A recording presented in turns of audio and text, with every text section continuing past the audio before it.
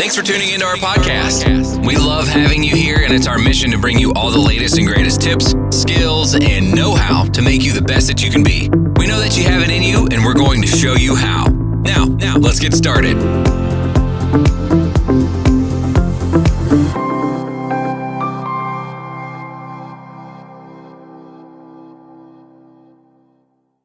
So thank you very much, Theodore Krintas, for joining the Marshal. My name is Sotiris Makrigiannis, and I have to explain you a little bit what I'm doing here, so you can understand. Yeah. I believe that the European entrepreneurs, the European professors, they need to have their own voice. So I'm starting this podcast series, searching for knowledge from experts inside Europe, by having a casual discussion. So this is the intention behind this podcast is this one. So I would like to thank you for being the very first one in this podcast series that I'm planning to do. And I did a little bit of I would like just to thank you also very much for having me here and giving me the honor to be the first one. I hope this concept will prove a success, and you will enjoy a lot of a huge audience behind it. Thank you very much for the good wishes. That is very nice to hear. So now I did a little bit of background, kind of like a research, and I have seen that you have a PhD in behavioral economics, right? Yes, that's right. So you're actually a professor as well at the same time? Well, I'm a visiting professor. I started teaching back in 1996, and everything started out of my interest for the next generation, let's say, at the time. After all this year, I'm now interested in the millennials, and I believe that the knowledge is a huge power, as long as you're sharing it with those interested to know, to learn, actually. Mm-hmm. And you have an extensive career from 91 in the asset management. So you're running a boutique financial consultancy firm. Can you tell me a little bit more about this? This is very interesting. Is this a new way of... for a startup of getting financing, or what is the area of expertise for your boutique? Well, as you mentioned, I started my career back in 1991 in the asset management business. At the time, we have started, let's say, a new cycle in the Greek economy. There have been several years of savings in this country. Unfortunately, this is not the case anymore. And at that time, everything started to be more spectacular in terms of the European Union and unification and the participation of Greece in the European Union. So it was a great time for the asset management business in the country. That wasn't actually my understanding at the time. I have to share with you that I was more lucky than knowledge at the time. But I had the privilege to be throughout the great market cycles for the next 25 almost years. Now my new venture is trying to follow what I see as the next cycle in your homeland, actually. Yeah, that's correct. And my homeland, which is after several years, we are actually running in the 17th consecutive year of negative savings. It is my Did you say 17th? Personal view, 17th, 17. Well, wow. So for the previous 17 years, although we were through good times as well as bad times, the national savings ratio over GDP is negative. And it is my personal belief, as well as the basic economic theory says so, that in order to have investments, first of all, you need to have savings. So I don't see a great interest for the investment services business per se, as much as I see as a great interest for the savings business first. So you need to create the savings attitude in the economy and link it, let's say, to some extent with the investment themes, the international investment themes. One which I see that is going to be very, let's say, popular in our market in the coming years. And at the same time, try to help good entrepreneurs, newer but also older entrepreneurs, to manage their wealth and inherit it to the next generation. One of the interesting things that has happened in Greece in the previous 10 years during the crisis is that many important entrepreneurs in this country have actually grown old during the crisis, while at the same time, the international environment in terms of technology, business, and of course the new culture and concept. We are now talking of artificial intelligence, deep machine learning, blockchain, cryptocurrencies. Everything is completely new for an entrepreneur that has been in this country for the previous 30 or 40 years and is now in his mid-60s to mid-70s. So it is a very interesting thing, all of these, according to my personal views, to help these entrepreneurs to hand over their wealth, the total estate, as we call it, their estate, to the next generation, preparing them for the right decisions in years to come. So, Kubaras, which is the piggy pocket in English, in our language, is a concept of a boutique behavioral finance practice in order to help new entrepreneurs to grow their startups, old existing, as we call them, incumbent entrepreneurs, to manage their wealth and inherit it to the next generation smoothly, in order to make sure that that they will be able to take the next steps in the right way. And finally, help existing and growing businesses to fund their expansion in the future. So we started just a year ago, and so far all the indicators are very positive. I'm very happy, along with my team, that we have a very good acceptance by our markets. And you are focusing only for the Greek market, or also for the Cypriotic market, or anywhere in any plans for any expansion in the region? Well, yes. Well, the company our company focuses in what we call the parallel, the Mediterranean parallel. So we have already clients in Greece and Cyprus. Our next year plans is to get at least one client in Malta. And if we are successful during 2019, then 2020, we'll try to focus and get some more clients in Northern Africa. This is what we call, when I say we, I mean we at Kubaras, the Mediterranean parallel. These are markets that are not quite developed. Some markets like the Greek and Cypriot market are not exactly emerging. There are some interesting themes in this area. For example, the new energy play in the market. And we see an opportunity because of our size and our flexibility, the understanding of the culture in this region, to compete with the very, very big players, because we have seen in the same context, big multinational, huge multinational players like McKinsey and BCG to be present.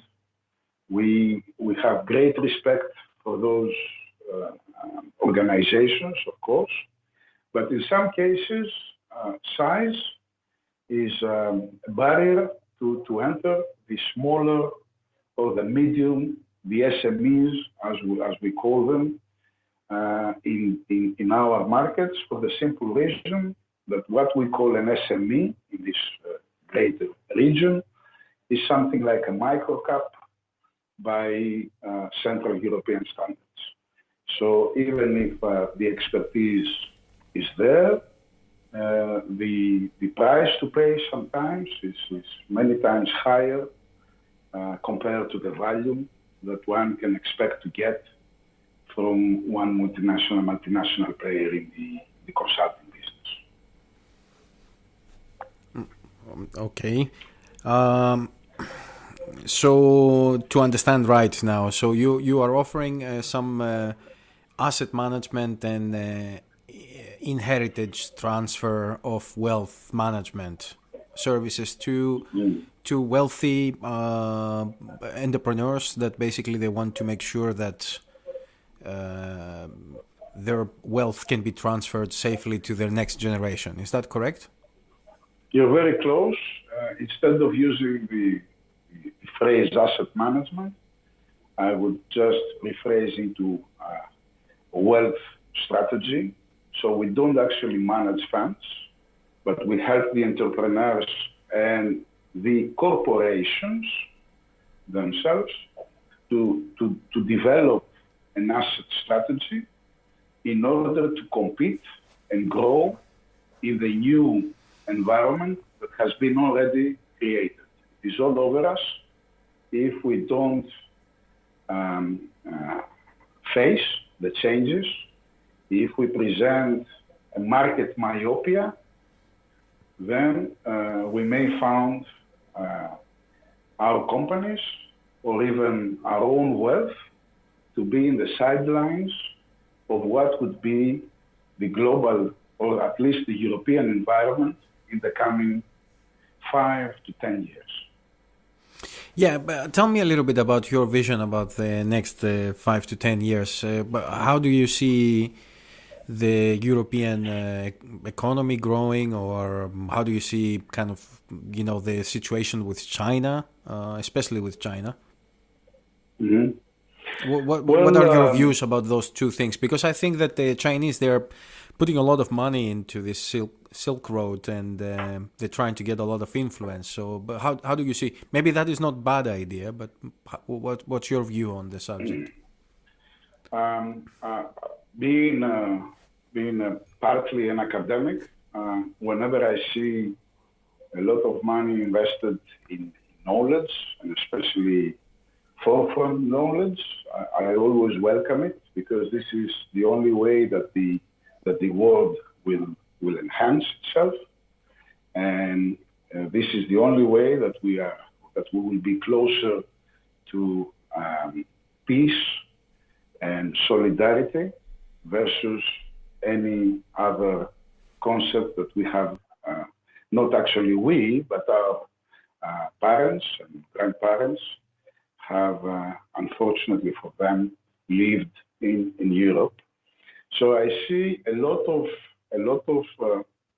competition in these new developments in the market.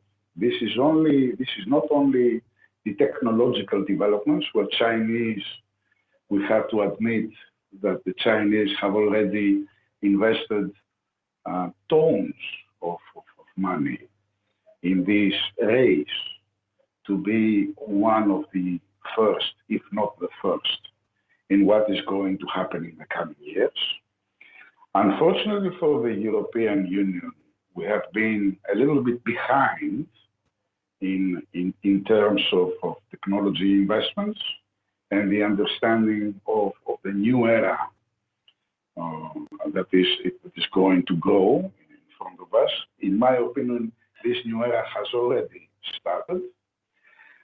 The good news is that Europe has a very, very interesting startup community where we see great services and products in terms of finance and technology, what we call Fintech.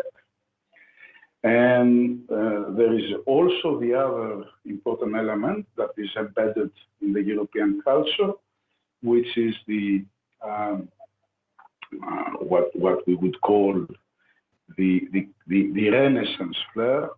In other words, the culture for peaceful living, greater civilizations, higher solidarity, more interest about the human rights, etc.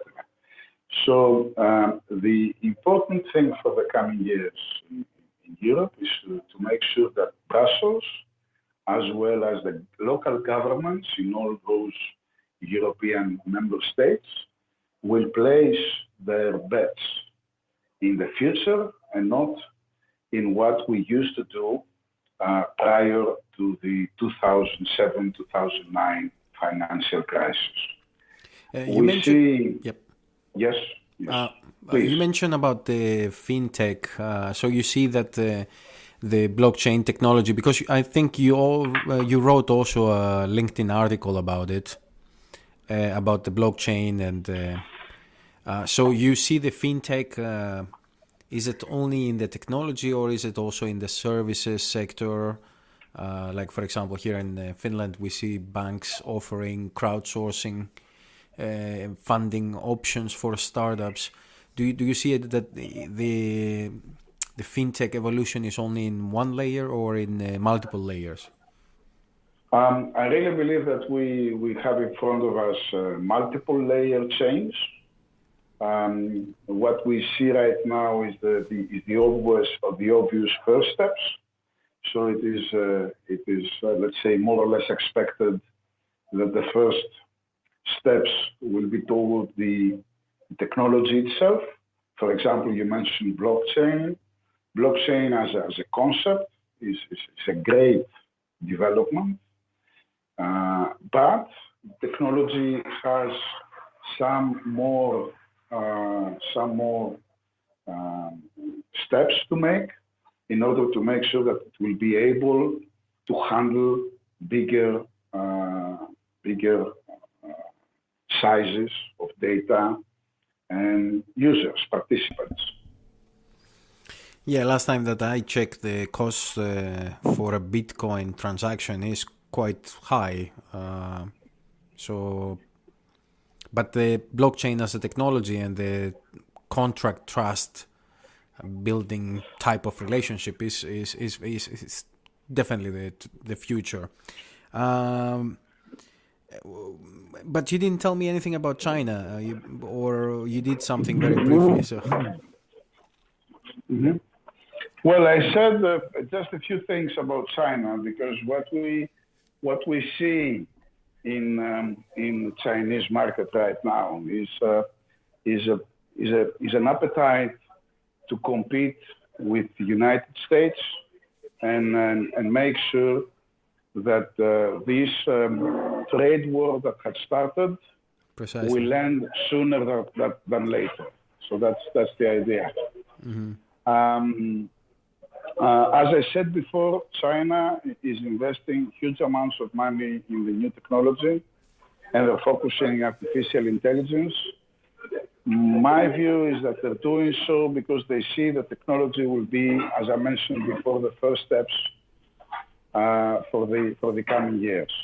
Also, I believe that the new era, which is in front of us, is an era where the developments, technological or economical developments, will happen sooner, so the economic cycle will shrink, and versus the old model of 7 to 10 years for a full economic cycle, we are expecting that we will see economic cycles of 5 to 7 years at the beginning. And if the artificial intelligence proves to be a good tool for the socio-economical environment in this globe, mm-hmm. then we can see economic cycles of 3 to 5 years. So you can understand that within the career horizon of a professional, or within the growth expectation of a corporation, of a company, the change pattern that used to be in the past, once during a career, I mean, some 50 years ago, one started their career as accountants, and they ended the career as chief accountants. So what we see now is that the pattern of change might take 3 to 5 changes of career skills career focus during a person's career or the growing period, let's say, of a company. We, as Chinese say, we wish. I think that their wish is already happening, and we live in very, very interesting times. So you mean that every 3 years the economic cycle will have an inflation and a deflation of the economy, and therefore every 3 years the market will become more competitive? I believe the latter than the first.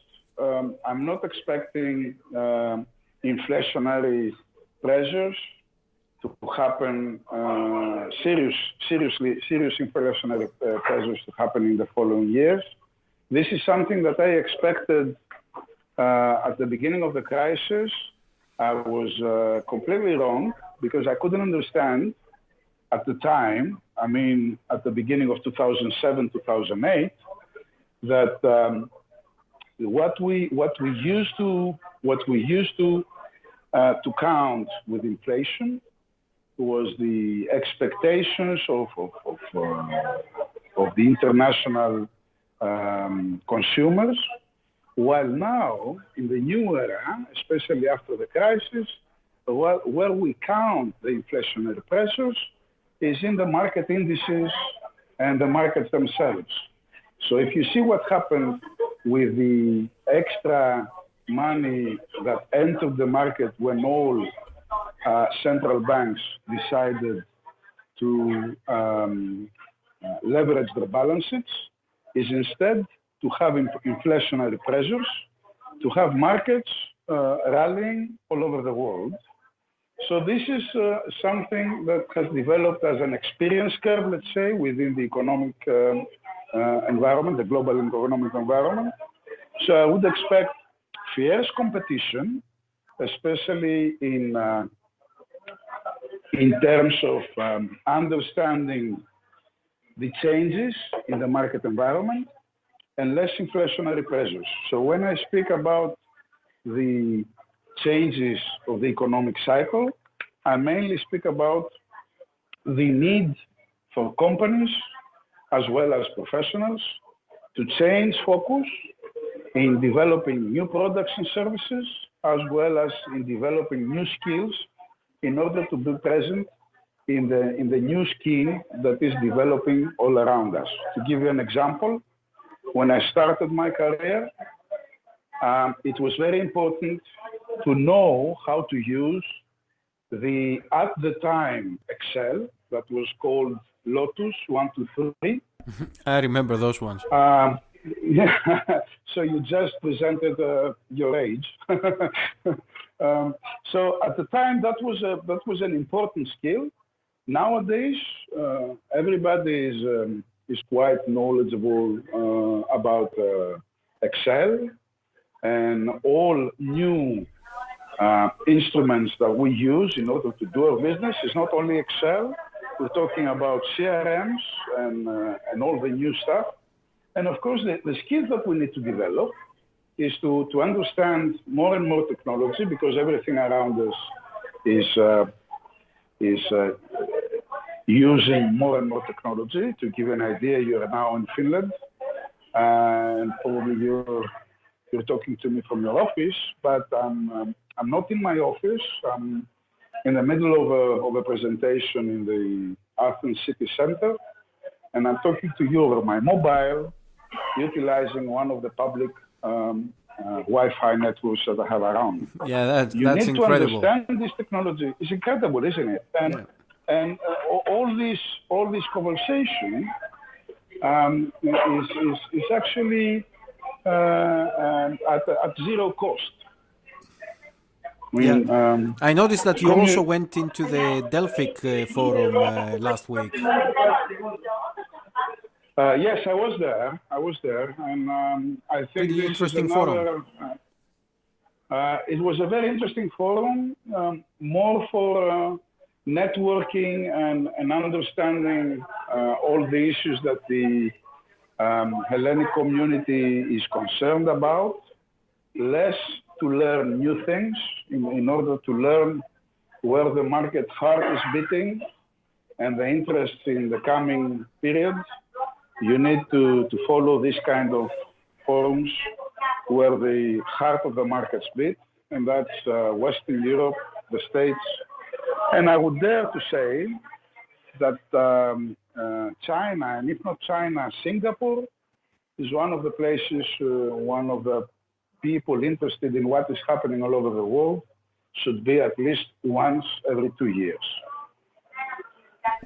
But Delphi is a great success story because especially this year we had several international participations as well in terms of keynote speakers as well as participants. And if we play the cards correctly, then we will probably manage to have a good international forum taking place in a historical region like Delphi. Yeah, I think that the Delphic Forum is a very nice concept, especially if it's located in the Delphi area. What can you tell me about the Greek startup scene? I briefly came a couple of times last year to see the incubators, and I will say that I had a mixed feelings. So what is the situation that we have right now in Greece? Do we have a vibrant startup community? Do we have exits? Do we have teams competing on the international level? Because I don't see any news coming out.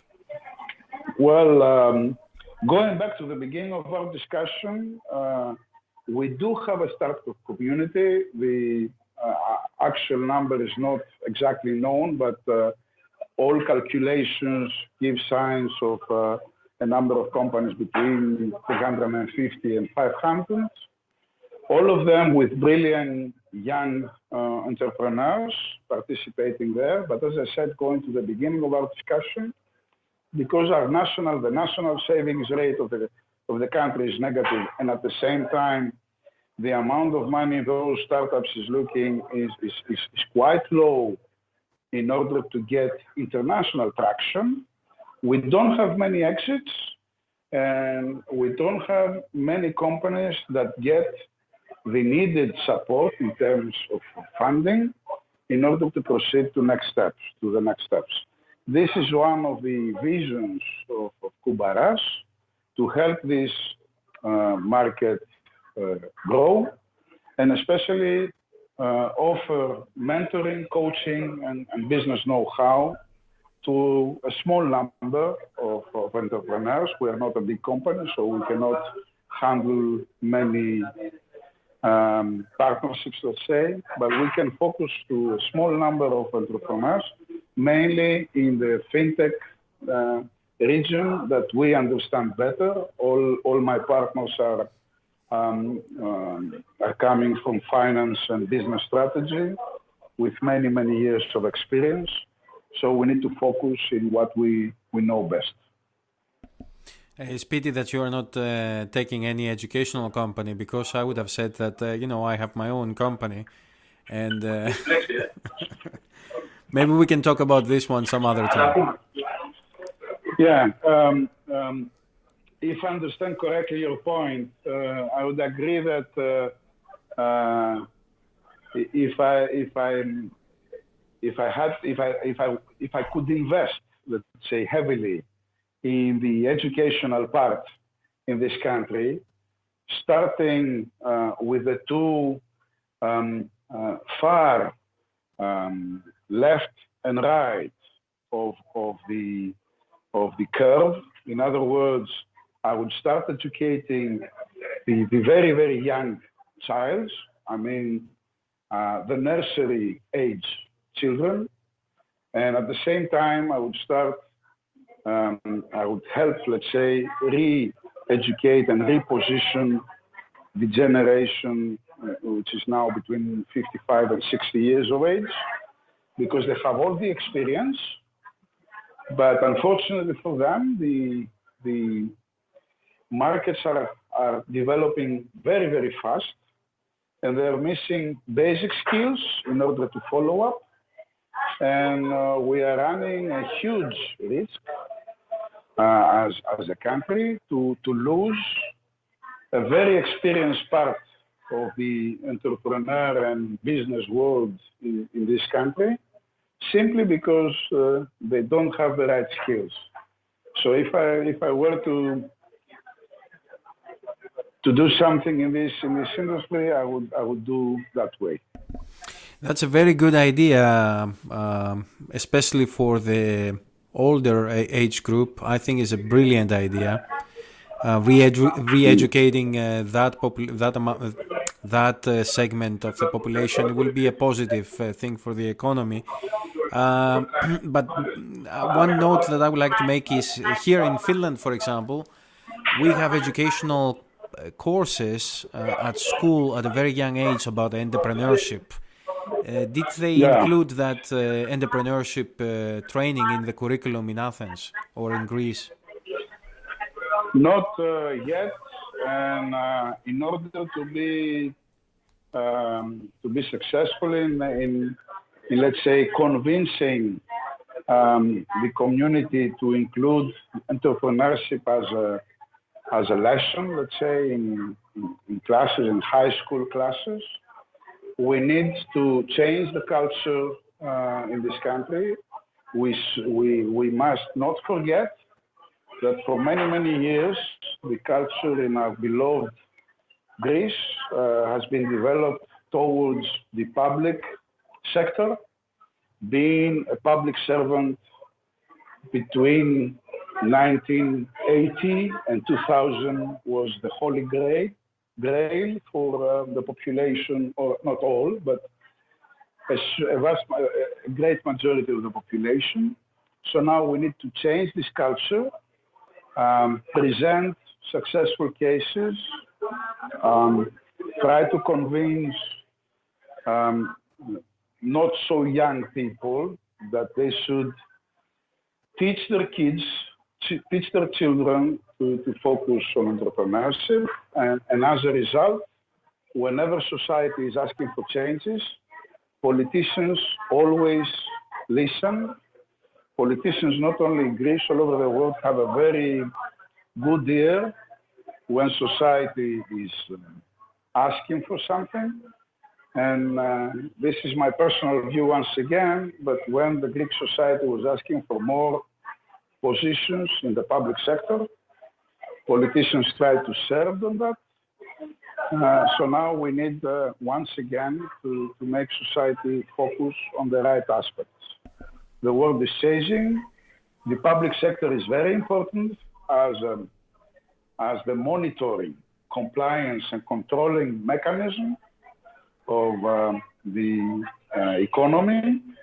But at the same time, we need more entrepreneurship in order to compete, even within European Union. Yeah, absolutely. And having said that, what about coding courses at school? Do we teach the kids at Greek schools coding skills? That's very interesting. We do teach coding, not at the deepest level, but that had started some 10 years ago, slowly.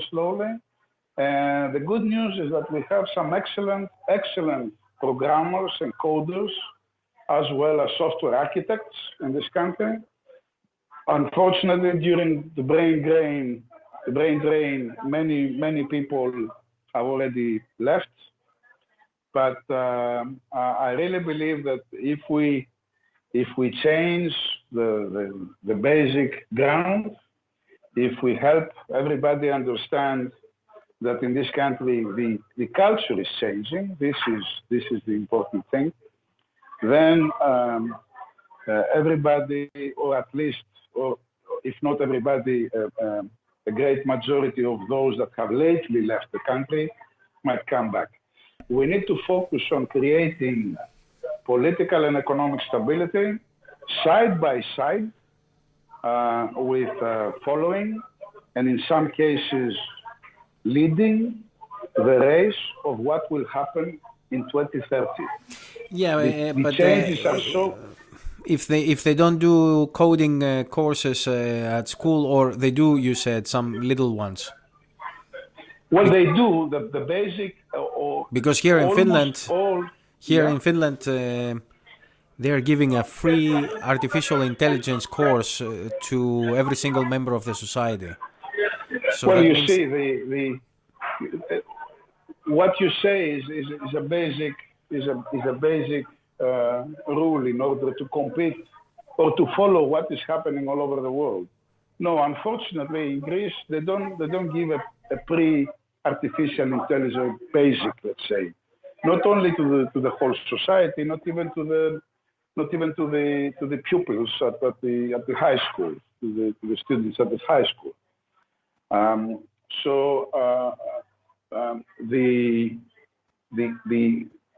The government, this one, next one, but any government sooner than later must focus in helping our society to understand where they should invest in the coming few years. Of course, I mean, yeah. So, Tiris, I'm very sorry for interrupting this call, but I really need to go back. I've left for 40 Thank you very much, Professor, now. for the time that you invested into this discussion. And I'm grateful. I'm grateful for giving me this opportunity. And I want to tell you that if you feel that there is something I can do in order to help you, to take you into other steps, it will be my pleasure to be there for you. Thank you very much, Professor. Thank you very much for your time. Thank you. Have a nice day. You too. Bye. Bye-bye.